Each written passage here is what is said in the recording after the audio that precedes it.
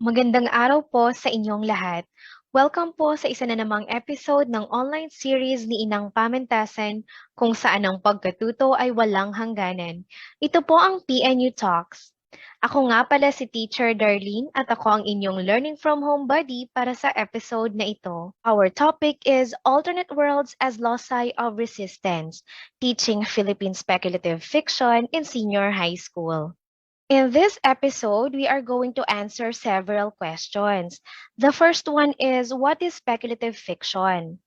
Next is, how do the alternate worlds in speculative fiction function as loci of resistance? And why should we teach Philippine speculative fiction in our classes? What do we teach when we teach these texts? And how do we teach these texts to our students? What is speculative fiction? Speculative fiction is a term coined by Heinlein in 1947, which originally referred to the convergence of people and technology. So this means that stories that were categorized before as speculative fiction were science fiction. Over the years, as more stories appeared on the fringe of literary categories, the term speculative fiction became an umbrella term for other literary texts. According to Alfar, Nasino, and the Speculative Fiction Foundation, the term speculative fiction covers science fiction, fantasy, horror, dystopia, magic realism, steampunk, and many others. Speculative fiction are stories that are set in alternate worlds that operate on either fantastic rules or scientific extrapolations. They do not adhere to the logic of the natural world. Hence, they can present stories that are extrapolations of distant future or a reinvention of the past or a reimagination of the present. Here are some of the examples of speculative fiction. So for science fiction category, we have Stranger Things, Space Sweepers, Sky Gypsies, and Never Let Me Go. For dystopic fiction, we have Divergent, Locust Girl, A Love Song, The Hunger Games, and The Handmaid's Tale. For fantasy, we have Harry Potter, Miss Peregrine's Home for Peculiar Children, Jana Silang, and Trece. Of course, we also have the speculative fiction in the Philippine Speculative Fiction Anthology. Now, why should we talk about Philippine speculative fiction? The current literature subject in the senior high school curriculum is the 21st century literature from the Philippines and the world. And in the most essential learning competencies, one of the content standards says that the learner will be able to understand and appreciate the elements and context of 21st century Philippine literature from the regions. One of the performance standards says that the learner will be able to demonstrate understanding and appreciation of 21st century Philippine literature from the regions. And under the most essential learning competencies, we have the ability to identify the geographic, linguistic, and ethnic dimensions of Philippine literary history from pre-colonial to the contemporary. We also have compare and contrast the various 21st century literary genres and the ones from the earlier genres or periods, citing their elements, structures, and traditions. As indicated in the most essential learning competencies, we should be discussing 21st century literary texts in this subject. However, since we don't really have prescribed texts in this subject, it is a bit of a dilemma for many English teachers and literature teachers, which text may be picked and included in the class discussion. Now, why do teachers have second thoughts in getting contemporary text for the class? This is because 21st century texts are often disparaged as not serious enough or not literary enough compared to their predecessors. So, though the title of the subject is 21st century literature, and the MELCS requires us to discuss 21st century literary texts, most of the texts that are discussed are texts that are in the canon and were written and published before the 21st century. Now, is it wrong to discuss the pillars of Philippine literature to our senior high school students? Of course not. They are very important in the foundation of the literary skills of our students. However, not giving the chance to contemporary works is akin to forgetting the 21st in the 21st century literature. Moreover, this may sound cliche, but literature is a reflection of life. And shelving contemporary texts may be shelving stories that are symptomatic of the present realities and our 21st century learners' relationship with these realities. Now, with the many different literary genres and categories existing and emerging in the 21st century, you might be wondering why we are focusing on fiction, specifically Philippine speculative fiction. According to Jardine 2013, human beings are living within established social conditions with the very authorities that maintain the said conditions. Now, living within the same conditions for so long often result to people passing the said conditions, no matter how unfavorable, as natural or normal, thus must not be questioned or challenged. This creates what Jardine 2013 describes as the intense desire for the alternative realities of life, which is difficult, if not impossible, to attain in the natural world. Now, fiction provides satisfaction of these desires, as fiction allows us to envision possibilities outside immediate reality and allows us a risk-free exploration of what if scenarios or hypothetical situations. Now, if fiction in general can provide us possibilities outside immediate reality and allows risk-free exploration of hypothetical situations, what makes speculative fiction special? How is this different from realist fiction? Realist fiction is a reflection of reality as it adheres to the logic of the natural world. On the other hand, speculative fiction is a resistance against accepted realities. They do not follow the laws of the natural world and may present events that may be impossible in real life. Thusly, satisfying what Jardine describes as human beings' intense desire for alternative existence. Now let's go to the next question. How do alternate worlds in speculative fiction function as places of resistance? Speculative fiction are set in alternate worlds that operate on either fantastic rules or scientific extrapolations. So, the very existence of alternate worlds in speculative fiction is a resistance against the established realities or conditions in real life. And since alternate worlds in speculative fiction operate on fantastic rules or scientific extrapolations, they can subvert prevalent social systems and present alternative social conditions. As what Alfar has said, speculative fiction are the literature of the fantastic. Hence, they can defy the natural laws of time, space, and beings.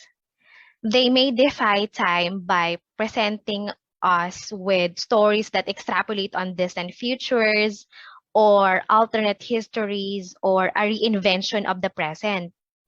They can also defy the logic of space because they may present us stories that are set in outer space or a different dimension or a mythical setting. They may also defy the natural characteristics of different beings, as they may provide their characters supernatural abilities and fantastic qualities. Because of the defiance against the natural laws of time, space, and beings, they can present situations that may be impossible in real life and improbable in realist fiction. This means that the unquestioned and unchallenged established realities in the natural world may be transported and examined in the alternate worlds. In these spaces that operate on fantastic rules, things that are deemed impossible to happen may happen. So these people who are oppressed or in the periphery may be lent the power to uprise against the ones that are subjugating them. Through fantastic elements and supernatural entities, it is possible to blur the boundaries between those who are at the center and those who are at the periphery. And it's possible to reverse the position of those who are in power and of those who are subjected to power. According to Ocampo in 2014, the golden age of Philippine speculative fiction is now and ongoing. So when is the best time to be giving attention to speculative fiction and examining their elements and meanings, but the present time?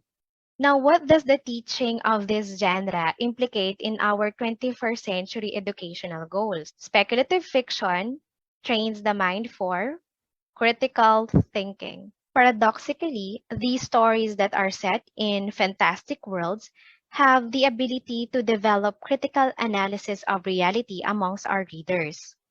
Its fantastic elements evoke in the readers a cognitive estrangement. This is a momentary mental disconnect due to the combination of shock, awe, and wonder. These feelings counter the numbing effect of habit that creates unquestioning automatons out of humanity. By exploring real world issues in these alternate worlds, our readers may be trained to examine unquestioned social conditions and the very authorities that perpetuate the said conditions. Speculative fiction may also train the mind for creative thinking. Since speculative fiction present unnatural and unconventional characters, settings, situations, they may encourage the learners to think outside of the box, to think beyond the ordinary, thus developing their creative thinking. These stories encourage learners to think of alternative responses and solutions to past issues and problems, present conflicts, and even to think of solutions to problems that don't exist yet, which may develop their ability to strategize for survival in hypothetical unfavorable situations. The Philippine speculative fiction that integrate Philippine mythology and folklore in their narratives may help our students develop understanding and appreciation of Filipino ethnic beliefs and values. Now, after discovering the merits of this genre, what are we going to discuss when we discuss these texts? Let's refer back to the most essential learning competencies. The content standard says the learner will be able to understand and appreciate the elements and context of 21st century Philippine literature from the regions.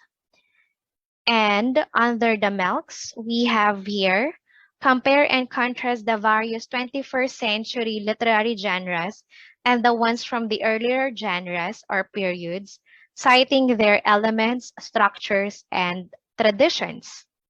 This means that when we bring this text to our class, we must discuss their elements, structures, and their context.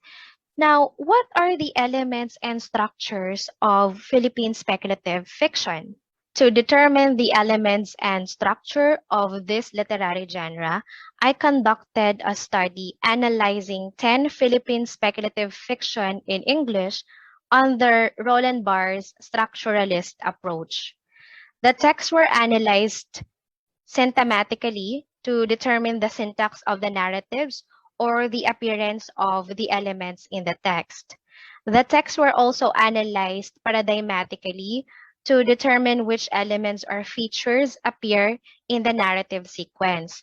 Also, the gathered elements were examined to determine which are in the same paradigm or have the same functions in the story. and may operate as variants of a single distinctive feature. Let's just be reminded that this study is limited only to 10 selected Philippine speculative fiction in English. And with more speculative stories under study, there could be other features, elements, and structures that could emerge. Based on the study, the 10 Philippine speculative fiction follow the pattern DNR, wherein D stands for disconnection, N is for the appearance of the novum or any element that serves as a stimulus to resistance, and R stands for reconnection. Here are the variations of the DNR pattern. The elements that appear under the same paradigm as disconnection are death, destruction, dismemberment, and displacement.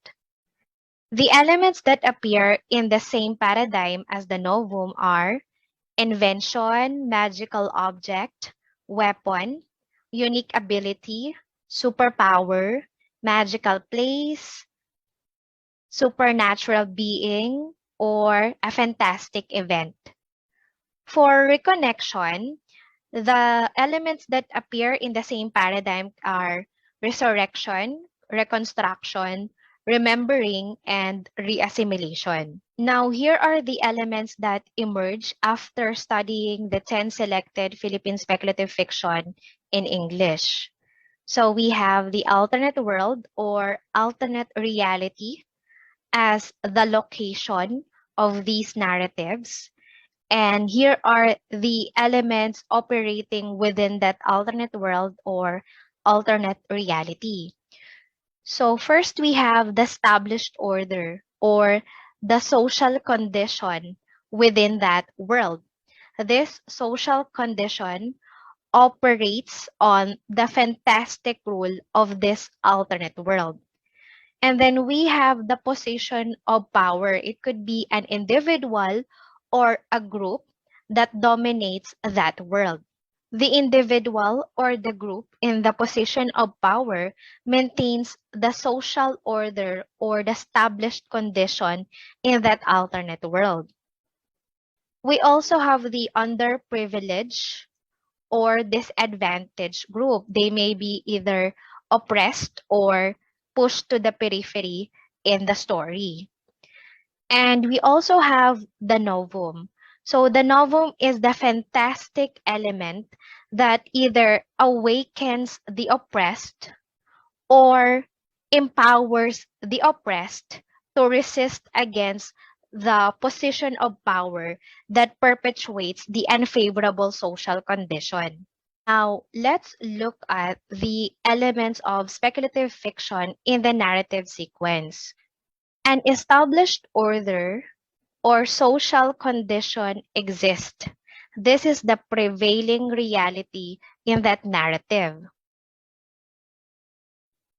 The novum disrupts the status quo. This disruption awakens the oppressed and may incite resistance, which may result to the clash of the privileged and the underprivileged in the stories. The clash may result to the reversal of position of the privileged and the underprivileged. It may also result to the blurring of boundaries between different social groups.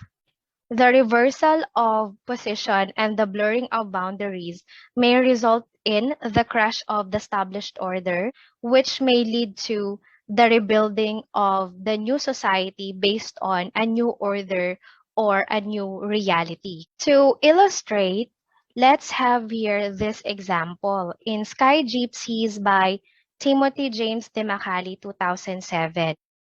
This story is set in 2084, and in this alternative futuristic text, the ethnic group Bajau, as well as other Earth dwellers, had transitioned from seafaring to spacefaring. Now, let's look at the narrative grammar of the text. The text follows the DNR, the disconnection, novum, reconnection. Where does the disconnection lie? The disconnection lies in the technological gap or divide between the Western countries and the Filipino ethnic groups. This is evident in the part wherein the space patrollers or outsiders exploited and harassed the Bajaus in the story. We have here the novum. The novum in the text is this mysterious ore that contains traces of oxygen. The oxygen ore in this story is a stimulus for resistance. Why? Because possessing this object allows the characters to be independent of the outsiders. If they have more of these ores, they wouldn't be depending on the oxygen generating technology of the outsiders, which they use for their skyfaring enterprise. Once the characters are no longer dependent on the outsiders for their skyfaring enterprise, they may now start revolting against the oppression that they experience under the outsiders. Now let's have the reconnection. So in the story, we did not really witness the resistance of the Bajaus and the clash between the privileged and the underprivileged. But we have the foreshadowing of the resistance and the foreshadowing of a new position of the Bajaus in the skyfaring enterprise. The real life issue parallel to the story is the huge socioeconomic gap between the Filipino ethnic groups in the periphery and the Filipino groups in the modernized cities. Many Filipino ethnic groups are left behind by the movement towards modernization, and as a result, they become vulnerable to oppression and exploitation. In this alternate world, the characters were given a fantastic element that empowers them to resist against their oppressors. The next example is F.H. Batacan's story, Keeping Time. The story is set in a distant future where the world is facing a world health crisis due to a dietary enzyme that speeds up the breakdown of nutrients in the body, which result in the emaciation of the body, which eventually leads to death. The pattern DNR is evident in the story. The disconnection is in Mike's separation from his wife and his detachment from the society due to his weight. The novum is presented through a mysterious dietary enzyme introduced to the bodies of water. The reconnection is in Mike's and Mirasol's attempt at establishing new human relations despite what seems to be an impending end of humanity. Now, what real world issue is presented in the alternate world in this story? The real world issue presented here is the unrealistic and unhealthy desire for supermodel body types, which pressure individuals to resort to unhealthy means of losing weight.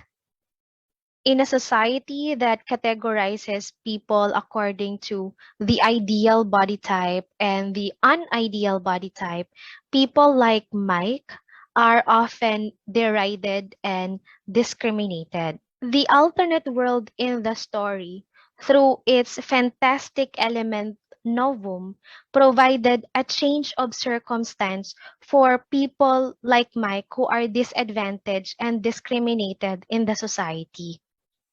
Now that we are done discussing some of the elements, structure, and themes of Philippine speculative fiction, how are we going to discuss this now to our senior high school students? As English teachers and literature teachers, we don't tell our students what to see in the literary text that we discuss. Rather, we guide them as they analyze the text. And how do we guide our students? That is through the art of questioning. Now, what questions may we ask during the discussion? So here are some of the suggested questions during class discussion. First, what is the established law or unquestioned order in the story? Who dictates, maintains, and benefits from the order? Who suffers from the existing order? What or who shakes the status quo and how? How is the novum used to defy the established order in the alternate world and even in the real world? What opposing forces are clashing in the text? Is there a reversal of power? Is there a blurring of boundaries? What new order is established and who will benefit from it? And finally, how are the issues in the alternate world parallel to the issues in the real world? Now, are these the only things we can discuss when we tackle speculative fiction in our classes? Of course not. There could be other themes, elements, and structure that we may discover when we include other Philippine speculative fiction in our discussion. As we end this talk, let's hear what C.S. Lewis once said. Literature adds to reality. It does not simply describe it. It enriches the necessary competencies that daily life requires and provides. And in this respect, it irrigates the desert that our lives have already become.